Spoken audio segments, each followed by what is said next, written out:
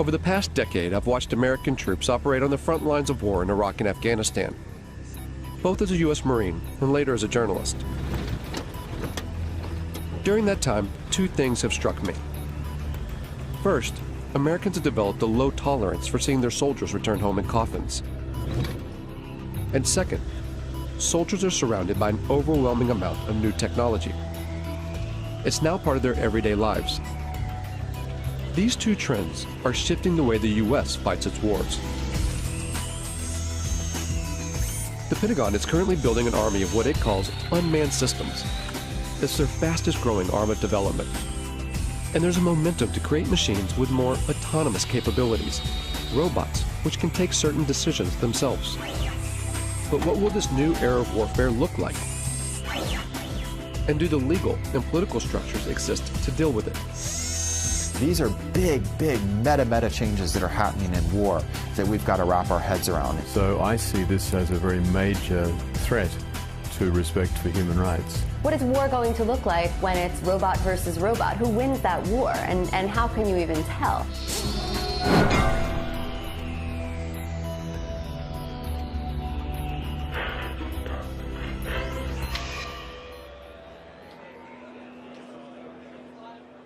This is the largest gathering of robotics companies in the world.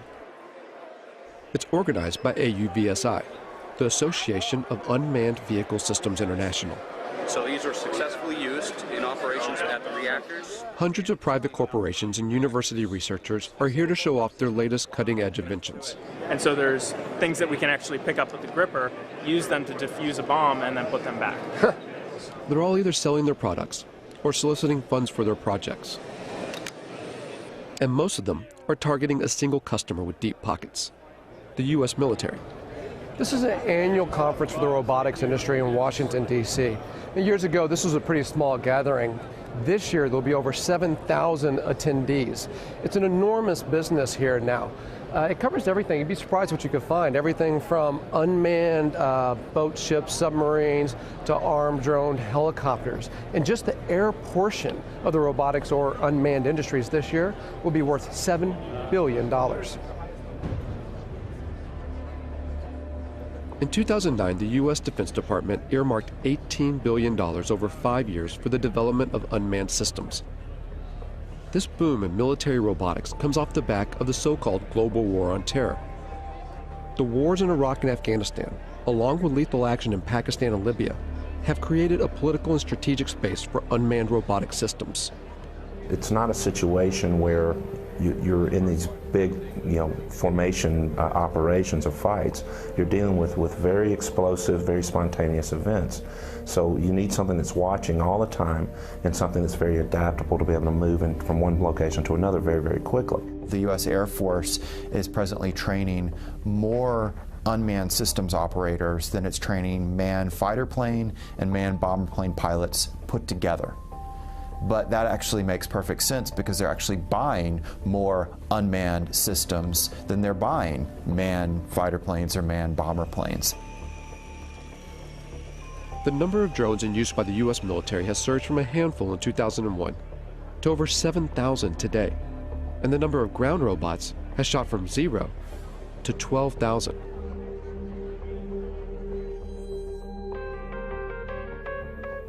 When you start to take a look, the amount of robot research funded by the U.S. military is astonishing.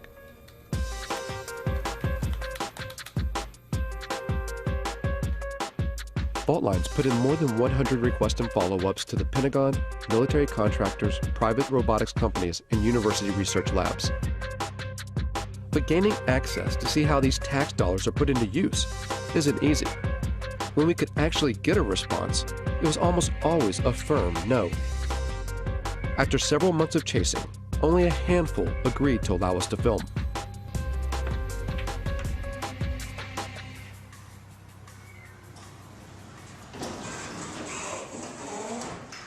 Tardec was one of them. It sits on a base just outside Detroit, Michigan. If you just want to try it out, drive. Seriously? That's it. An Army research facility from World War II. It used to build tanks.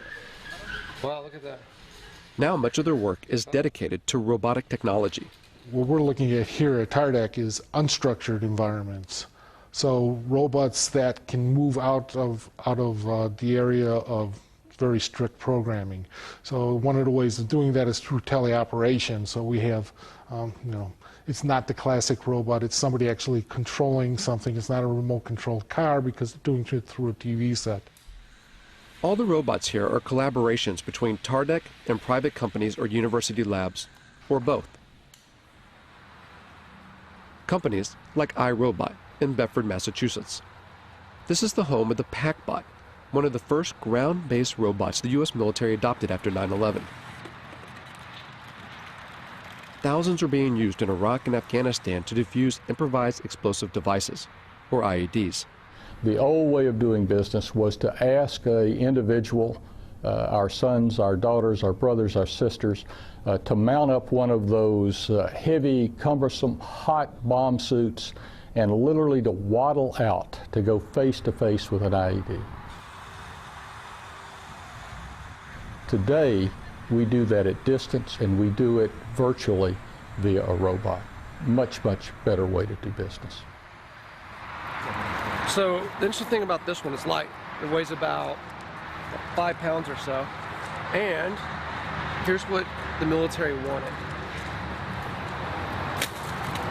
A robot that you could throw, say over a wall or something, and then look, it rights itself. And now you can see over that wall with the cameras on that robot. With video game-like controllers, soldiers can guide recon robots like this one to see over walls or defuse bombs. These ground-based robots add a buffer between the soldiers that use them and a potential threat, whether it's a bomb or a human enemy. But technology designed to save lives can be easily modified to kill. The step between putting a laser beam on someone's forehead, it's not a technological leap to then putting a bullet in their forehead. It's actually a legal, political question. We feel strongly and ethically that there has to be a man in the loop. If you look at the history of any military technology, it typically starts in reconnaissance, then becomes frustrated that you see bad happenings but can't deal with them, and it evolves to strike. Really, the technology will happen. It's how we're going to deal with that technology. While the idea of arming ground robots still seems taboo, in the air, it's a line that has long been crossed. At a Utah Army testing facility, the military has invited members of the media to a display of its unmanned aerial systems. We're going to showcase that entire package for you here today in a way that I think is going to really resonate with you once you see what's inside and behind the curtain. It's the largest drone demonstration the U.S. Defense Department has ever allowed to be filmed. As the drones fly overhead, journalists watch the mock operation from inside a hangar. From 7,000 meters in the air, the Gray Eagle hunts its target. 8-9, Overlord Maine. Maintain eyes on that truck. It's estimated that the Pentagon will invest nearly $37 billion toward drone development through 2020, advancing unmanned systems more than piloted aircraft. Oh, I think it's fundamentally changed warfare. I think it's fundamentally changed the way we operate. I think eventually it's going to fundamentally change the way we live in the United States. And now we have a technology that allows you to carry out acts of force without having to think about some of the consequences, the political consequences of sending sons or daughters into harm's way. So in my mind, the barriers to war in our society, they were already being lowered. Now we have a technology that literally takes those barriers to the ground. Apache 17, track target 2. All of which make it such an attractive tool for the U.S. But drones are some of the most controversial weapons in the American arsenal, particularly in their use for targeted killings, a phrase first termed under the Bush administration's so-called War on Terror, to use lethal force against specific individuals. It means killing people, often outside official war zones. The program has been ramped up under the Obama administration. In places where there would be very serious geopolitical ramifications and the ramifications of American lives being placed on the ground in those dangerous situations, the drone appears like a silver bullet. Pakistan has borne the brunt of the silver bullet. And it's all secret. The CIA, not the military, runs the Pakistani drone program. The CIA is not required to offer any information about its operations, how it selects its targets, who's in charge, and how many people are killed. And the Obama administration will not officially discuss the CIA drone program, not even to confirm or deny its existence. If they can't even say the word, where's the accountability? How could we even know how well this program is working, even if you want to put aside the questions about whether we should be using drones as instruments of war? There's just so little transparency and so much opacity when it comes to this program, when it belongs to the CIA, that some people now think if it belonged to the military, you could at least get more insight into how it works and then debate about whether it should be run this way. Reportedly, civilians and private contractors control the CIA drones, pushing a button from their offices thousands of miles away in Langley, Virginia. At the time this film was made, there have been 308 drone strikes reported in Pakistan since 2004. 256 of those under President Obama. That figure could be far higher. Over 200 strikes hit the region of Waziristan alone, roughly one attack every 4 days.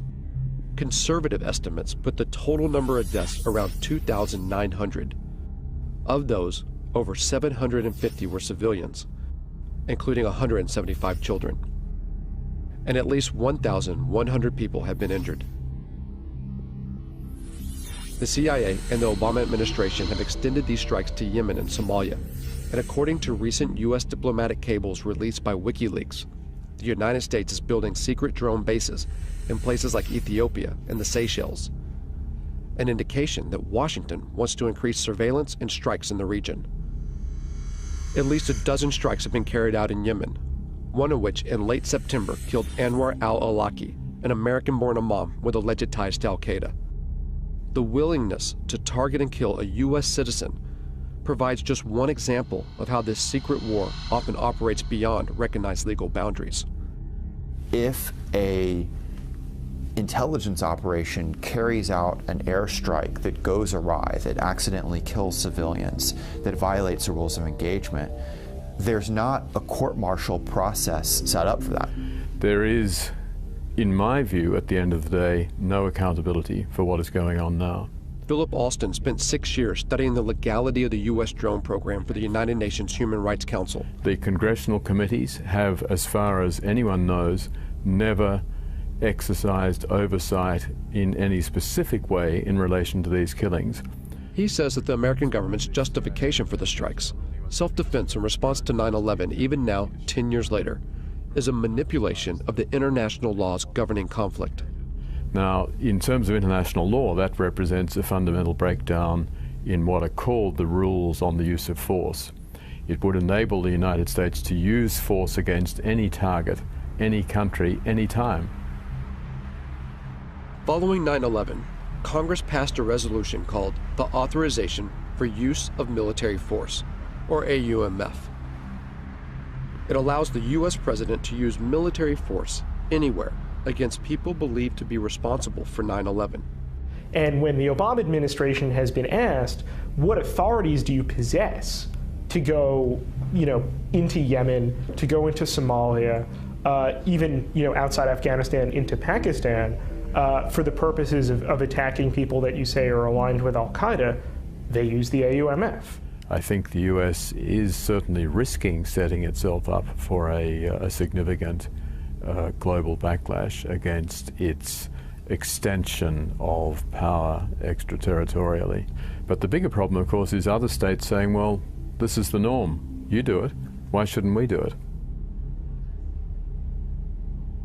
The UN Human Rights Council has taken no action to further investigate the legality of the U.S. drone program. While the U.S. continues to expand the program, 45 other nations are working on their own drones, many being sold on the open market. In the rush to churn out robotic military systems, who buys these technologies and how they're used has minimal international oversight. In short, the law is not keeping up with the pace of development. You know, technology doesn't stop, and that's, I think, one thing that people need to realize is that it's accelerating ever faster, not just in the number that we're using it, but how advanced it is. The accelerated pace of development is such that it is inevitable that we are creating machines that are going to be able to do things we cannot currently conceive of them doing. I think if the United States were serious, part of this major program to, if you want to create a word, to robotize its war-making functions, would be to build in various safeguards designed to ensure respect for the laws of war. There has been a mad dash for advancement with very little consideration for how that advancement will play out against human society. And Rita J. King is a futurist who studies the potential dangers that technological advances in robotics and artificial intelligence can bring. Within the United States, you have the military, and then you have, private business, and you have universities. So all these different groups are doing their own research and their own creations at different paces, and eventually there will be more of a coming together of these different aspects of the programming and the creations, and we will cross a line. In a university lab at Virginia Tech, Professor Dennis Hong and his students work on a robotic soccer team. The real thing is, if you want to use these robots outside the lab in real life doing real work, then without all the skills needed to playing soccer, it won't happen. So it's a really good controlled competition where we can develop all the technologies needed for robots to be used in real life. Virginia Tech's funding comes from a variety of sources. These robots are part of a project sponsored by the National Science Foundation. But they also take on projects financed by the U.S. military. So as a research lab, the technology we develop, we want the society to be using our technology. Of course, many of our robotics projects, most of them, if not all of them, are to help the society. But here they recognize that a technology's ultimate use is unpredictable. Time to time, as a group, we sit down and discuss about these kind of problems. Mainly, it's very sensitive, especially for when you work on military-funded projects and those kind of things. But many times, we don't have any control once it leaves our hands. However, that's true for any technologies, any science besides robotics as well. It's hard to put a timeline on how fast robots and artificial intelligence will develop. But almost everyone we spoke to seemed to believe that in just a few decades, the robots that will exist in our world will be unrecognizable by today's standards.